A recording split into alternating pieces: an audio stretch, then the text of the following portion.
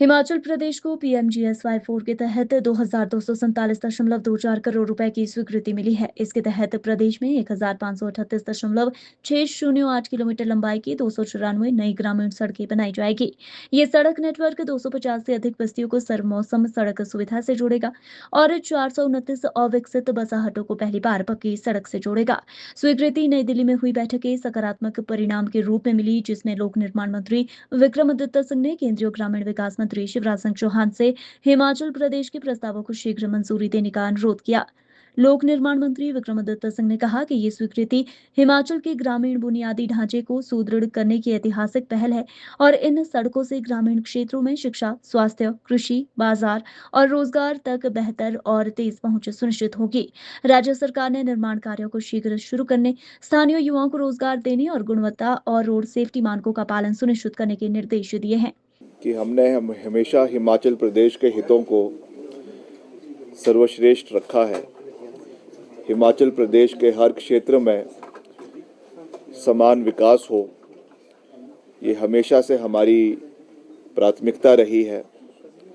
जब से मैंने प्रदेश सरकार में मंत्री पद का कार्यभार संभाला है और जो जिम्मेवारी मुझे कांग्रेस पार्टी के वरिष्ठ आला कमान ने दी है, जो जिम्मेवारी मुझे डिपार्टमेंट्स की दी है, जो जिम्मेवारी मुझे मुख्यमंत्री जी ने दी है, उसका निर्वहन करने का हमने हर संभव प्रयास समय समय के ऊपर किया है।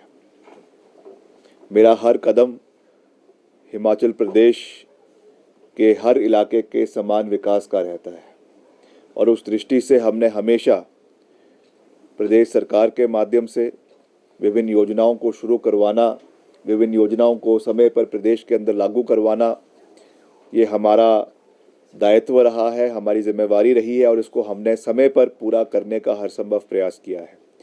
उसी तरीके से प्रदेश में विभिन्न योजनाएं जो केंद्र सरकार से हिमाचल को आती है, उनको समय पर प्रदेश के विभिन्न विकास कार्यों के लिए लेकर आना, ये भी हमारी प्राथमिकता रही है। मैंने हमेशा हिमाचल प्रदेश के 6 बार के मुख्यमंत्री राजा वीरभद्र सिंह जी से ये सीखा है कि प्रदेश के विकास के लिए केंद्र का वरदस्त होना बहुत आवश्यक है। हमने हमेशा दलगत राजनीति से ऊपर उठकर हिमाचल प्रदेश के हर क्षेत्र का विकास करवाने का प्रयास किया। कुछ ही समय पहले 8 जनवरी को मैं दिल्ली गया था बतौर लोक निर्माण मंत्री, और जो हमारे ग्रामीण विकास मंत्री हैं आदरणीय शिवराज सिंह चौहान जी, मैंने उनसे मुलाकात करी थी। हमने उनसे निवेदन किया था कि हिमाचल प्रदेश के लिए जो हमारा दुर्गम क्षेत्र है, खास करके उनके सड़कों के निर्माण के लिए हमें जो सैंक्शंस है, जो हमने यहाँ से डीपीआरस बनाकर भेजी है, उसको समय पर जो है वो रिलीज़ किया जाए, जिसमें कुल मिलाकर, जैसे मैंने पहले भी जानकारी दी है, कि 1538 किलोमीटर सड़कें प्रदेश के अंदर जिसकी हमने डीपीआरस बनाकर भेजी है, और कुल मिलाकर 294 सड़कें प्रदेश के अंदर ये हैं, जिसकी कुल राशि 2,247 करोड़ रुपए, करीबन 3,000 करोड़ रुपए की ये राशि है, 2,300 करोड़ रुपए की राशि है। और मुझे आज ये कहते हुए खुशी हुई है कि आज सुबह ही मुझे उनके कार्यालय से फ़ोन आया और ये जानकारी प्राप्त हुई कि जो है 31 जनवरी को ये राशि हिमाचल प्रदेश को स्वीकृत हो गई है। इससे जो हमारा चौथा चरण प्रधानमंत्री ग्रामीण सड़क योजना का है हिमाचल प्रदेश के अंदर, वो अब विधिवत रूप से शुरू हो जाएगा।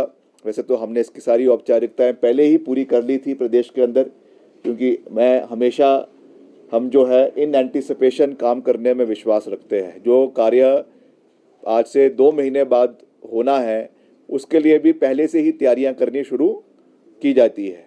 तो आज मुझे खुशी है, मैंने डिपार्टमेंट के अधिकारियों से भी इसके ऊपर चर्चा करी और अगले 1-2 दिन के अंदर मैं इसकी विस्तृत बैठक सभी अधिकारियों के साथ, चीफ इंजीनियर्स के साथ, एक्सीएंस के साथ करूंगा और इसको समय पर हर क्षेत्र में जो हमारी ये सड़कें हैं, खास करके अगर मैं इसका जिक्र करूं तो जो है बिलासपुर में जो है करीबन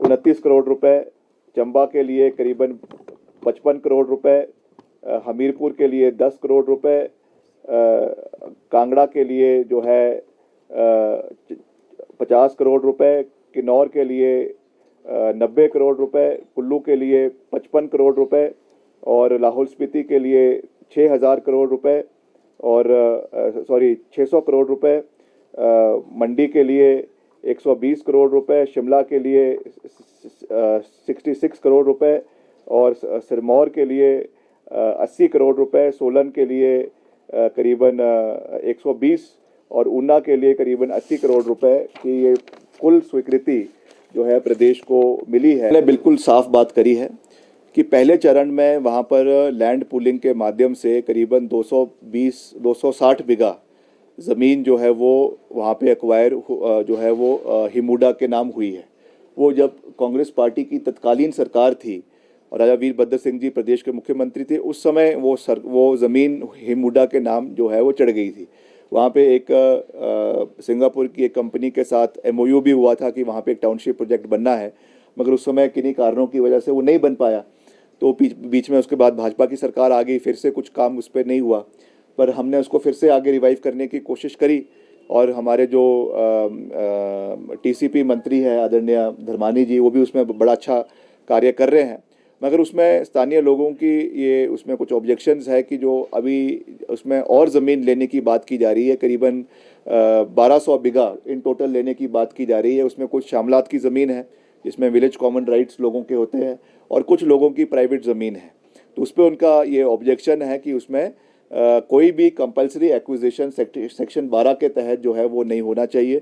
तो उसमें मैंने बिल्कुल साफ बात कही है कि 1 इंच ज़मीन सरकार बिना लोगों के अनुमति के नहीं लेगी। अगर कोई अपने तरफ से ज़मीन देना चाहता है तो नेगोशिएशन के माध्यम से ज़मीन ली जाएगी, उसके लिए हम उनका स्वागत करते हैं।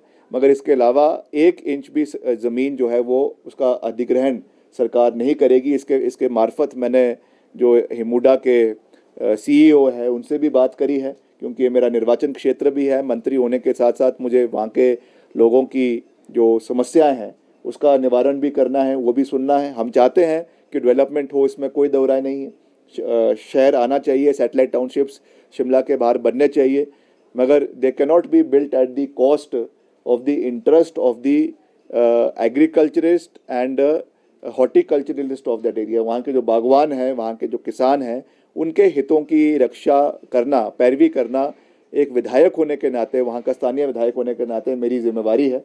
तो उस पर जो बात उन्होंने कही है, जो बात उन्होंने अपने जो उनका रेजोल्यूशन उन्होंने पंचायत में पास किया है, उसको हम सर्वश्रेष्ठ मानेंगे और कोई भी फोर्स्ड एक्विजिशन जो है वो नहीं की जाएगी।